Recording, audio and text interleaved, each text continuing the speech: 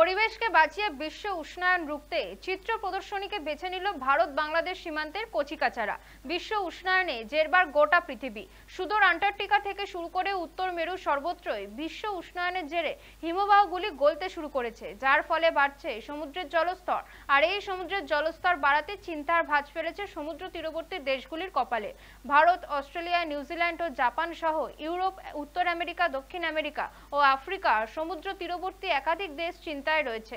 কারণ সমুদ্রের জলস্তর যে হারে বাড়ছে, তাতে সমুদ্র তীরবর্তী এই দেশ বা দেশের শহরগুলি আগামী দিনে জলের তলায় তলিয়ে যেতে পারে, যা নিয়ে ইতিমধ্যে সতর্ক জারিও করা হয়েছে রাষ্ট্রসংঘের তরফে। তাই জল অপচয় বন্ধ করে বৃক্ষছেদন রুখে পরিবেশ বাঁচিয়ে বিশ্ব উষ্ণায়ন রুখতে চিত্র প্রদর্শনীকেই বেছে নিল সীমান্তের একদল কচিকাঁচা।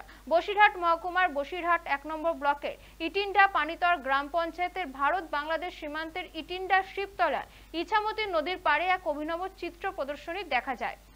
চিত্রশিল্পী তথা অঙ্কন প্রশিক্ষক নবকুমার সরকারের উদ্যোগে একদল ক্ষুদে শিল্পীরা বিশ্ব উষ্ণায়নের মতো এক গুরুত্বপূর্ণ বিষয়ের উপর চিত্র প্রদর্শনী করলেন।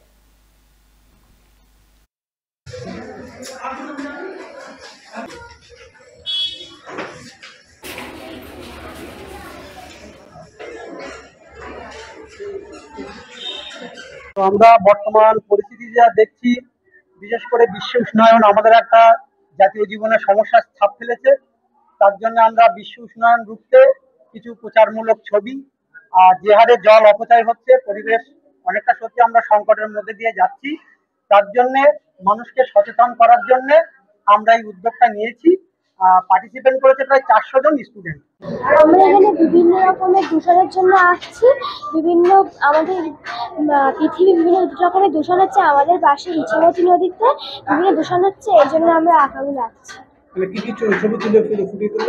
আমরা বিভিন্ন এমন ছবি ফুটিয়ে তুলছি যাতে গাছ কাটা বারণ, তারপর জলে নোংরা ফেলা বারণ, মাটিতে নোংরা ফেলা বারণ। এই পরিবেশ দূষণের যে আমি যতই বলি, আমার বাচ্চা কিন্তু কিছু শিখছে না, জানছে না।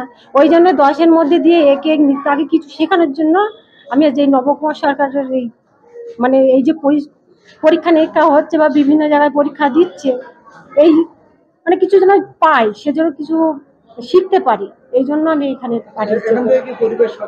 অবশ্যই পাবে, সে তো দিন দিন বড় হচ্ছে, কিছু শিখছে, কিছু পাবে, এটা আমি চেষ্টা করছি।